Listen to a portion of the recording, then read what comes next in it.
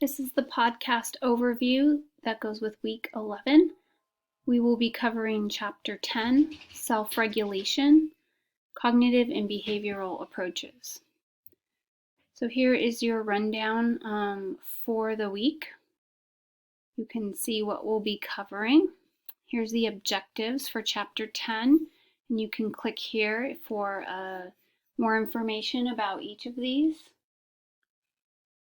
Here's your lecture slides for chapter 10.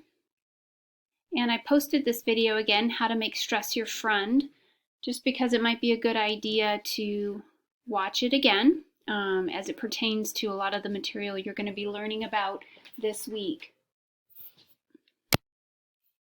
And then here is your discussion for the week.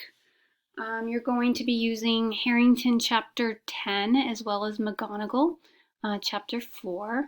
You're going to complete the insight exercise 10.1 on page 304.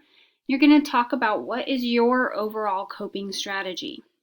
Additionally, did you employ any of the strategies listed on pages 309 to 310? If so, explain which strategies. And then in thinking about your most stressful encounter in the last month, how effective were your coping strategies? You're going to talk a little bit about that. How much control did you have over the stressor, whatever it was that was making you stressed?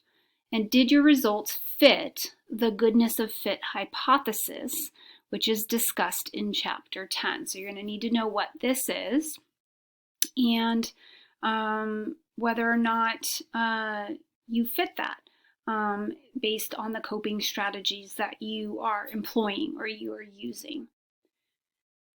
2, why do you think that dispositional optimists are more inclined to use approach coping and disinclined to use avoidance coping strategies? So there are 2 different types of strategies that we tend to use.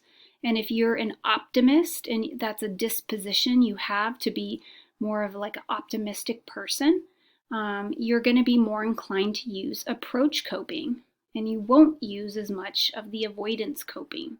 So you're going to want to know what's good about this and what's bad about this. And then in what ways could this pattern of coping account for the positive health and well-being benefits associated with dispositional optimism? 3, do you share with others your personal thoughts and feelings on any of the social media sites? If so, do you experience any therapeutic benefits such as positive feelings from your self-expressions? And why do you think this is? If not, how do you think some people might benefit from this type of sharing of self-expression? So you get a little bit of, this is your own thoughts here. And then according to McGonigal, how can people rethink their stress to turn nerves into excitement and a threat into a challenge? Give some examples in your own life of times when you could have done this or you did do this. And that wraps up the discussion. Just make sure that, again, you're citing and using lots of examples from both chapters. And please let me know as you're working through this week if you have any questions.